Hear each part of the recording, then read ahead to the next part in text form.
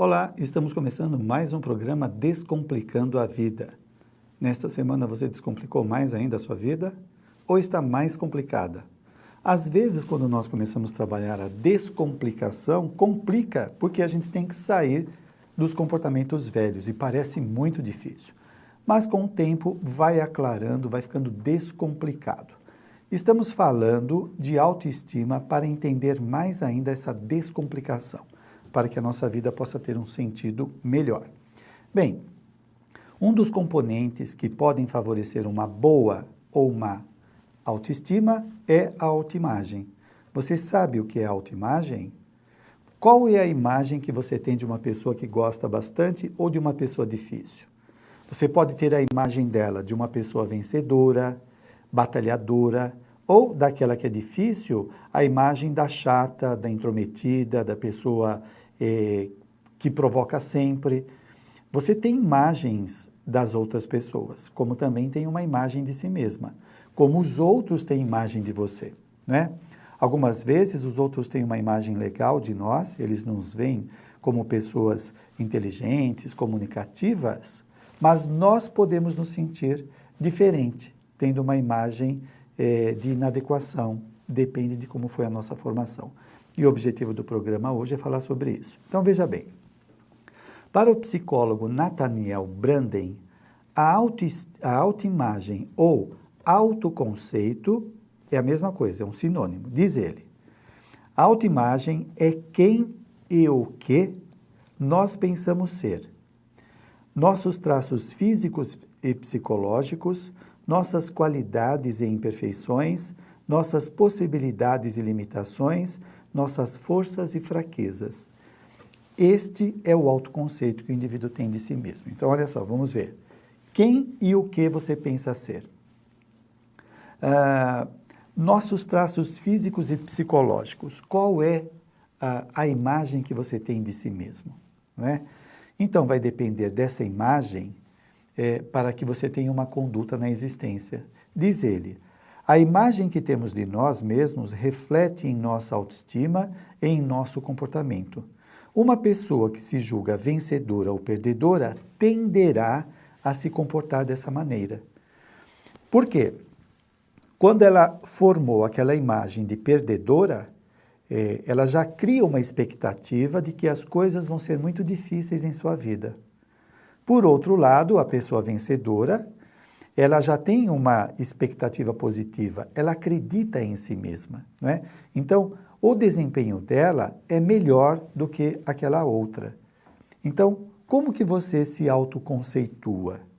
Qual é a autoimagem que você guarda de si mesmo? Você acha que a autoimagem é fidedigna, é aquilo que você é, ou é aquilo que você pensa que é? Esse desembaraço nós precisamos enfrentar, não é? Porque se nós tivermos uma autoimagem, um autoconceito negativo, ruim sobre nós, nós vamos tender a buscar ter comportamentos condizentes com este autoconceito, como aquela pessoa que se acha vencedora.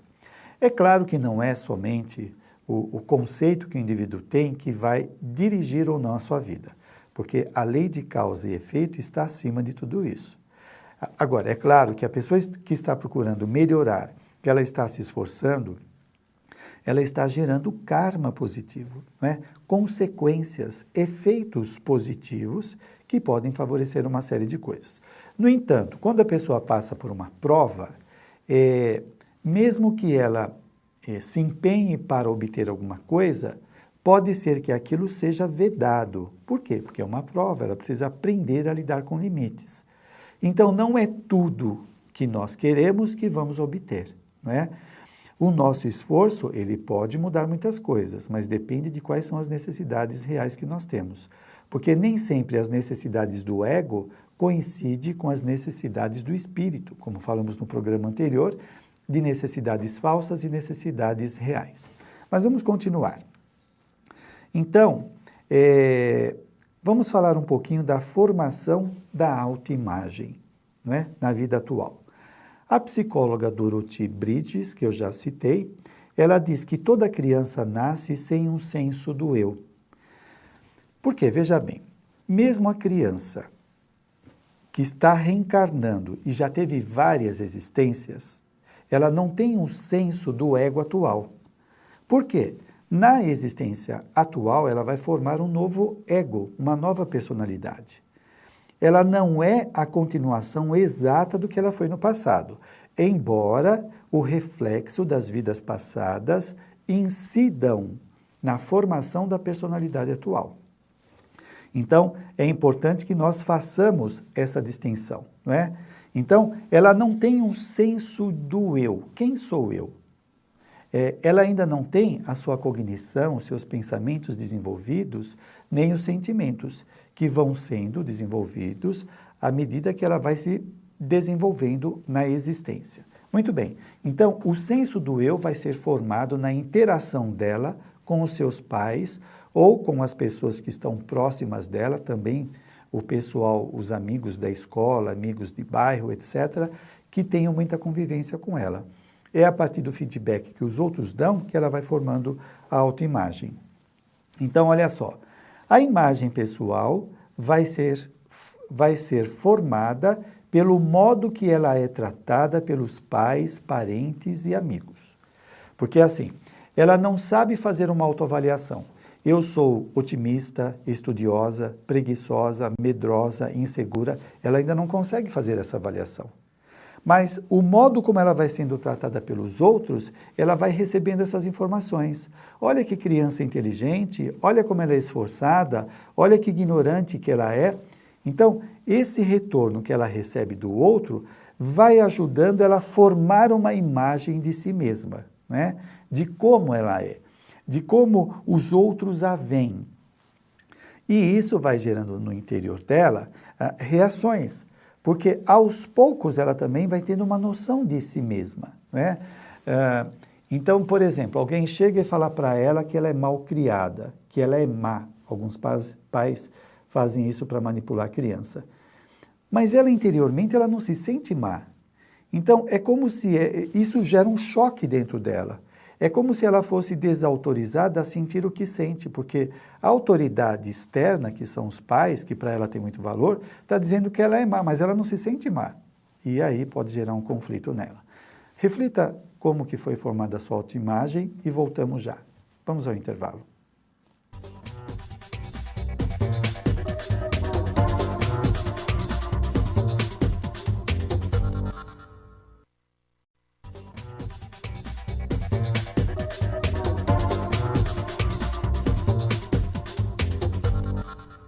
Estamos de volta falando hoje sobre autoimagem, que é um dos componentes da autoestima. Você refletiu como que é a sua autoimagem? Você lembra das falas dos seus pais? Como que eles te chamavam a maior parte do tempo? Você tinha algum apelido? Você gostava deste apelido? Ele caracterizava bem você ou ele era pejorativo? A criança ela não sabe se defender direito, então você imagina. O adulto cheio de conhecimento, malícia, ele para brincar com a criança, ele pode colocar um apelido que é caricato, né? Que é de gozação, e a criança se sente mal, mas ela não sabe se defender. Ela não tem recursos pessoais, cognitivos, ideias, para poder debater, para se opor, objetar aquilo que ela está escutando. E às vezes ela acaba adotando aquele apelido como a imagem de si mesma, né? Caracterizando quem ela é. E ela não consegue se desvencilhar. Portanto, nós temos que avaliar, né, quais são as falas, as comunicações dos nossos pais, os apelidos, o modo como eles nos chamavam, para que a gente possa fazer uma revisão. Mas vamos lá. A Dorothy, ela vai dizer o seguinte: uma criança que a maior parte do tempo ouve dos pais, é isso que eu estava citando há pouco, este moleque é insuportável. Veja bem, você pode falar isso numa hora de desabafo, numa hora que você está tenso, né? Esse moleque é insuportável pela bagunça que ele faz. Agora, como que ele interpreta ser insuportável? Ele não está no momento discernindo que o pai ou a mãe está nervosa e que está descarregando aquela tensão.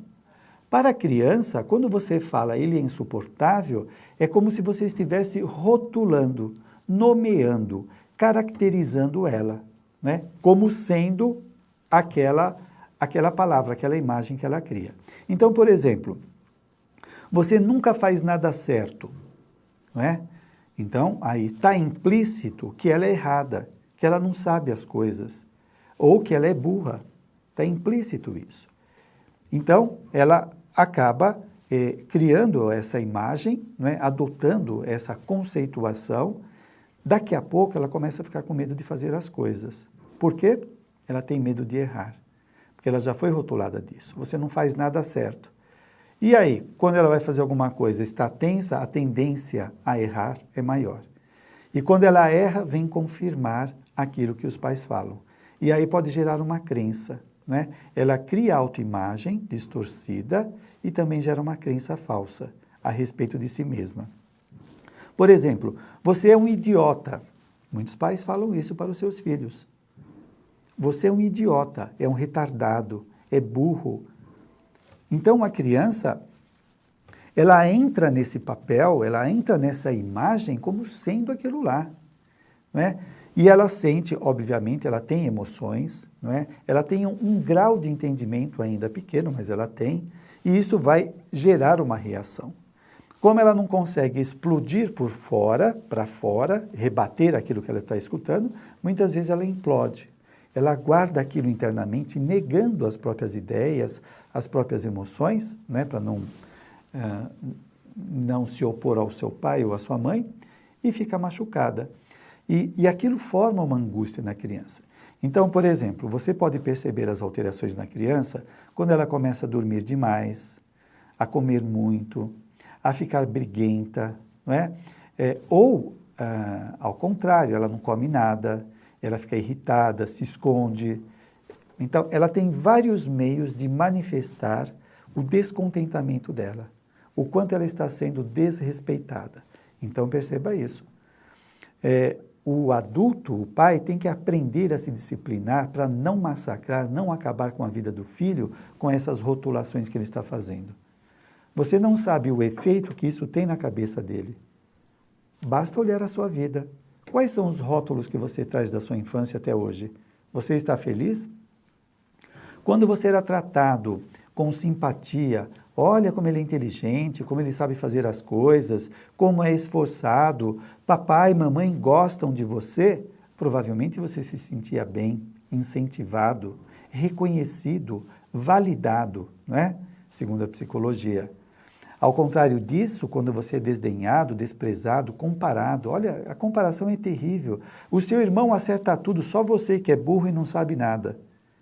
As pessoas se comportam direito, você está sempre sujo, você não sabe fazer nada, você é sujo. Sujo fica na cabeça dele. Ele não vê a sujeira como um comportamento que ele teve. Ele vê a personalidade como suja. Olha só a dimensão que isso pode tomar. É por isso que na infância começam muitos dos conflitos da personalidade, não é? Porque a criança tem o seu eu, o seu ego ainda plástico. Ele é bastante suscetível, ele aceita facilmente aquilo que está ouvindo dos outros.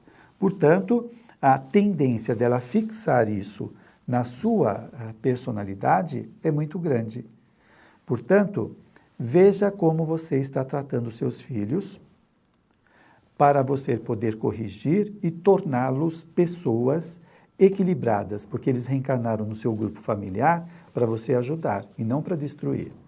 Agora, se você está tratando o seu filho porque você foi tratado assim, você está descontando nele, você acha que vai resolver os seus problemas? Será que não seria ao contrário? Eu fui maltratado, infelizmente, eu vou procurar fazer o melhor, não é?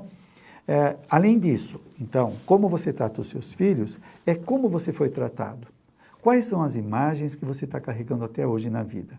Até quando você acha que tem que continuar amarrado, cerceado, enquadrado nesse autoconceito que te colocaram lá na infância? Você acha que este é seu destino? Ser infeliz? Porque algumas pessoas, elas criam uma imagem mítica dos pais, então aquilo que os pais falam é incontestável, não pode ser refutado, é verdade. E a pessoa tem dificuldade de colocar isso para fora, de combater. A gente vê muito isso nos trabalhos terapêuticos, onde a pessoa, ela lembra, de repente ela tem um insight, sim, um belo de um dia, a minha mãe disse que eu era um fracassado e eu guardei aquilo durante toda a minha vida. E a pessoa não consegue pegar essa ideia e jogar fora, se desfazer dela, não é? Modificando o conceito. Não, eu sou uma pessoa esforçada, não sou fracassado. Mas esse medo, porque os pais parecem um mito, um sagrado que não pode ser contestado, que tem que aceitar tudo. Os pais são pessoas que têm as suas certezas, incertezas, vitórias, derrotas, que estão como nós aqui no planeta, evoluindo, buscando acertar. Vamos ao intervalo e voltamos já.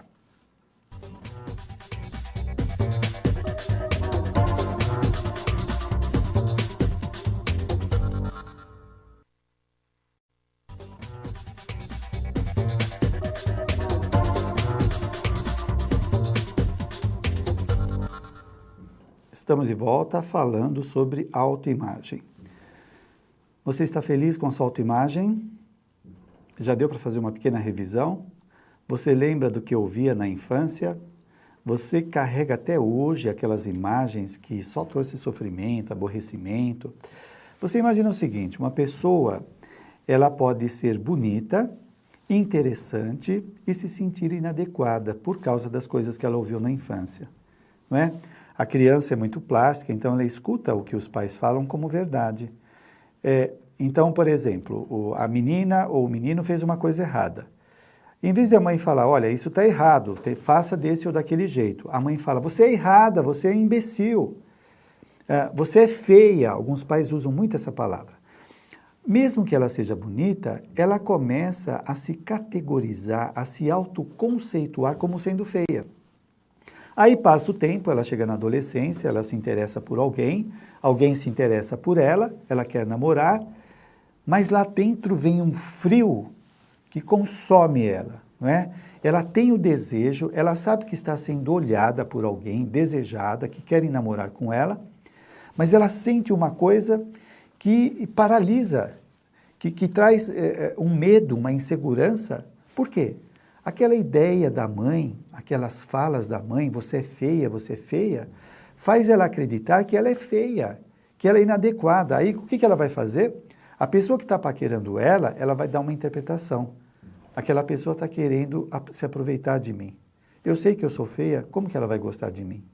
Ela dá um jeito, dá um nó na situação, tenta encaixar naquilo que ela ouviu falar, naquilo que a mãe dizia sobre ela. Olha o que nós fazemos.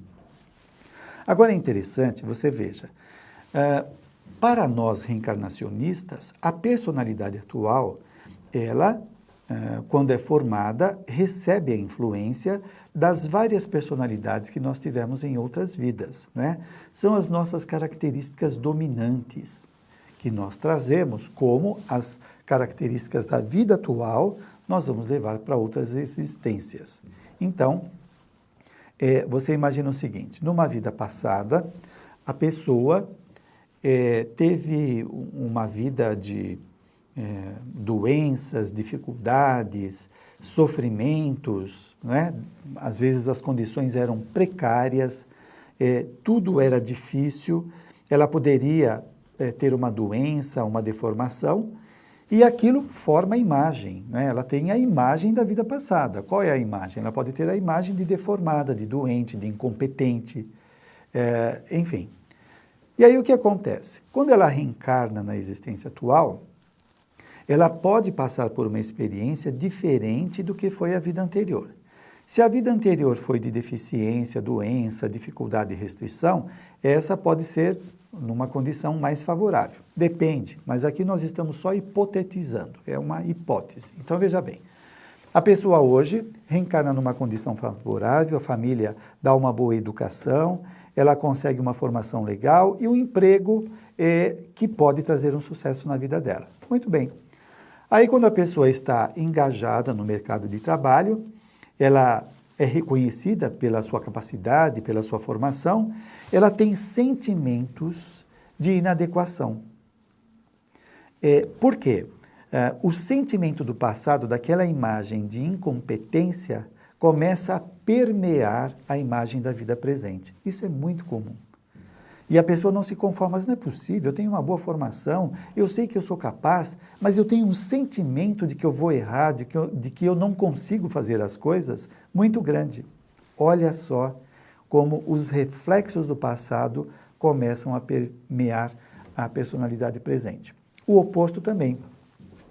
Você pega uma pessoa que hoje, na vida atual, está numa condição bastante restrita, humilde, ela não tem uma boa formação, não tem uma boa carreira, não teve uma boa educação, mas é uma pessoa que tem uma força presencial, ela impõe respeito, ela tem uma capacidade de lidar com as situações mais embaraçadas, mesmo não tendo formação nenhuma.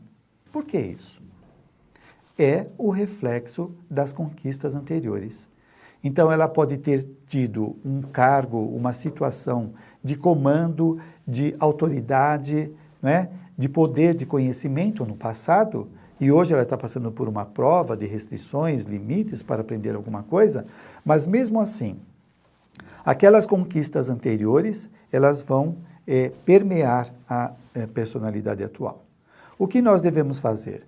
No caso anterior, onde os reflexos doentios do passado, ele interage conosco na vida atual, ele permeia, tem que ser superado. Tem que prevalecer a personalidade atual, não deixando aquelas doenças ou aquela imagem distorcida tomar conta da vida atual, não é? E nesse outro caso, segundo, que o indivíduo no passado, ele teve grandes possibilidades e hoje ele está numa condição humilde, limitada, ele tem que cultivar esses valores, essa capacidade para lidar com a sua existência. E esses talentos poderão ajudá-lo a mudar situações, a melhorar a sua condição existencial. Nós não devemos eliminar as nossas qualidades, os nossos talentos. Eles são conquistas nossas que vamos carregar por várias existências. Pensa nisso. Trabalhe a sua autoimagem. Se você está carregando a imagem que alguém colocou na sua cabeça, né, de incapaz, de inadequado, muda. Começa a apreciar os seus valores. Eu sou adequado, eu sou inteligente, eu sou esforçado, etc. Isso não é só um truque mental, não é? São pensamentos casados com as nossas ações que querem acertar, os desejos de acertar. Né? Então, vamos pensar nesse sentido, e não simplesmente se encher de pensamentos positivos e ter comportamentos incoerentes com aquilo. Não vai resolver nada. Nós temos que ter coerência, consistência em nosso comportamento. E assim, você vai poder, então, seguir a sua existência com a imagem que você formou, que é mais fidedigna do que aquilo que os outros disseram para você. Ok? Eu agradeço aí a presença de vocês, nós estamos terminando o programa. Se você quiser fazer pergunta dos assuntos que tratamos aqui, você pode mandar e-mail para descomplicando@tvmundomaior.com.br e pode entrar no site para assistir a programação no www.tvmundomaior.com.br. Tenha uma boa semana, boas reflexões e olha, descomplica a vida, hein? Até o próximo programa.